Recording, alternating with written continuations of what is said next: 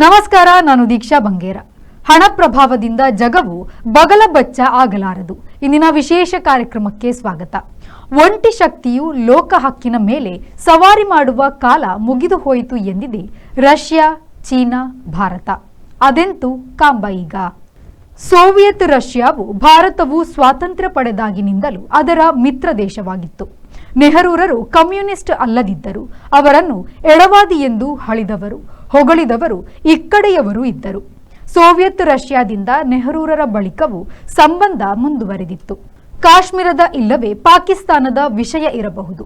5-6 ಸಂದರ್ಭಗಳಲ್ಲಿ ವಿಶ್ವಸಂಸ್ಥೆಯಲ್ಲಿ ಭಾರತದ ವಿರುದ್ಧ ನಿರ್ಣಯ ಬಂದಾಗ ಅದರ ವಿರುದ್ಧ ವೀಟೋ ಚಲಾಯಿಸಿ ಭಾರತವನ್ನ ಸೋವಿಯತ್ ರಷ್ಯಾ ಪಾರು ಮಾಡಿತ್ತು.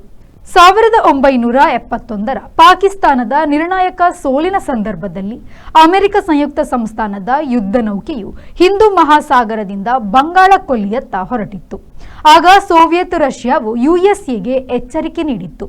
ಇಂದಿರಾ ಗಾಂಧಿಯವರ ರಾಜಕೀಯ ನಾಯಕತ್ವ ಮತ್ತು ಜನರಲ್ ಮಾಣೆಕ್ ಶಾ ಅವರ ಮಿಲಿಟರಿ ನಾಯಕತ್ವಗಳು ಒಮ್ಮೆಗೆ 93,000 ಪಾಕಿಸ್ತಾನದ ಸೈನಿಕರು ಶರಣಾದುದನ್ನು ಜಗತ್ತು ಕಾಣುವಂತೆ ಮಾಡಿತ್ತು. ನೆಹರೂರರ ಸರ್ಕಾರವು ಸೋವಿಯತ್ ಪರ ಇದ್ದರೂ ಅಲಿಪ್ತ ನೀತಿಯನ್ನ ಪಾಲಿಸಿತ್ತು. ಭಾರತದ ಜವಾಹರ್ಲಾಲ್ ನೆಹರು, ಈಜಿಪ್ತಿನ ಗಮಾಲ್ ಅಬ್ದುಲ್ ನಾಸೆರ್, ಯುಗೋಸ್ಲೋವಿಯಾದ ಜೋಸಿಫ್ ಬ್ರೋಜ್ ಟಿಟೋ 1954ರಲ್ಲಿ ನಾನ್ ಅಲೈನ್ಮೆಂಟ್ ಮೂವ್ಮೆಂಟ್ ಇಲ್ಲವೇ ಅಲಿಪ್ತ ಚಳುವಳಿಯನ್ನ ಹುಟ್ಟುಹಾಕಿದ್ರು. ಆಗ ಯುಎಸ್ಎ ಬಣ, ಸೋವಿಯತ್ ಬಣ ಬಿರುಸಿನಿಂದ ಇದ್ದವು. ಎರಡು ಬಣ ಸೇರದಿರಲು ಈ ಮೂವರು ನಾಯಕರು ಆರಂಭಿಸಿದ್ದ ಚಳವಳಿ 1 ದಶಕದ ಕಾಲ ಭಾರಿ ಸದ್ದು ಮಾಡಿತ್ತು. ಅದು ಮುಂದೆ ಬಾಡಿತಾದರೂ ಇತಿಹಾಸದಲ್ಲಿ ಕೆದಕುತ್ತಲೇ ಇರುವ ವಿಷಯಗಳಲ್ಲಿ ಒಂದು. 1917ರಲ್ಲಿ ಕಮ್ಯುನಿಸ್ಟ್ ಚಳುವಳಿಯು ರಷ್ಯಾದಲ್ಲಿ ಗೆಲುವು ಬಾವುಟ ನೆಟ್ಟಿತ್ತು. 1922ರಲ್ಲಿ ಸೋವಿಯತ್ ಯೂನಿಯನ್ ಅಸ್ತಿತ್ವಕ್ಕೆ ಬಂತು. ನಾನಾ ಪ್ರಾಂತ್ಯಗಳು ಸೇರಿ ಯುಎಸ್ಎ ಆದಂತೆಯೇ ಸೋವಿಯತ್ ರಚನೆ ಇತ್ತು. ಕಮ್ಯುನಿಸಂ ಇಲ್ಲವೇ ಸಮಾಜವಾದ ಸಡಿಲಗೊಂಡ ಮೇಲೆ 1991ರಲ್ಲಿ ಸೋವಿಯತ್ ರಷ್ಯಾವು ವಿಭಜನೆಗೊಂಡಿತು. ರಷ್ಯಾ ಮಾತ್ರ ಉಳಿಯಿತು. ಆದರೆ ಅದು ಇಂದಿಗೂ ಪ್ರಪಂಚದ ಅತಿ ವಿಸ್ತಾರವಾದ ದೇಶವಾಗಿಯೇ ಇದೆ. ಎಲ್ಲ ಕ್ಷೇತ್ರಗಳಲ್ಲಿ ಯುಎಸ್ಎ ಮತ್ತು ಸೋವಿಯತ್ ಯೂನಿಯನ್ಗಳು ಒರಿಯರ್ ದೊರಿ ಅಸಲ್ ಎನ್ನುವಂತೆ ಇದ್ದವು. ಸೋವಿಯತ್ ಒಡೆದು ರಷ್ಯಾ ಮಾತ್ರ ಉಳಿದ ಮೇಲೆ ಯುಎಸ್ಎ ಎದುರು ಶಕ್ತಿಶಾಲಿಯಾಗಿಯೇ ಉಳಿದರು. ಯುಎಸ್ಎಯು ತಾನೇ ಪರ್ಮನೆಂಟ್ ದೊಡ್ಡಣ್ಣ ಎಂದು ವರ್ತಿಸತೊಡಗಿತು. ಕಳೆದ 2 ದಶಕಗಳಲ್ಲಿ ಚೀನಾ ಹೊಸ ಶಕ್ತಿಯಾಗಿ ಹೊರಹೊಮ್ಮಿರುವ ರೀತಿಯು ಯುಎಸ್ಎಯನ್ನ ಕಂಗೆಡಿಸಿದೆ. ಕೆಲವು ಕ್ರಮ ಕೈಗೊಂಡಾಗ ಚೀನಾ ಮತ್ತು ರಷ್ಯಾಗಳು ಕೈಕುಲುಕಿದವು. ಭಾರತದಲ್ಲಿ ಬಿಜೆಪಿ ಬಂದ ಮೇಲೆ ಯುಎಸ್ಎ ಇಸ್ರೇಲಿನತ್ತ ಒಂದಷ್ಟು ವಾಲಿದ್ದು ಕಂಡಿದೆ.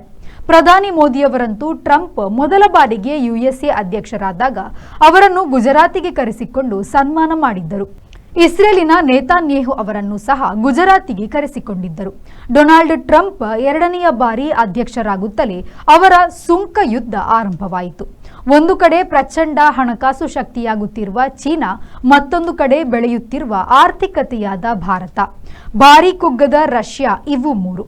ಅತ್ತ ನೋಡಿದರೆ ಲೋಕದ ಹಣಶಕ್ತಿ ಆಗಿರುವ ಯುಎಸ್ಎ ಆರ್ಥಿಕವಾಗಿ ತುಸು ಇಳಿವಣಿಗೆ ಕಂಡಿರುವುದು.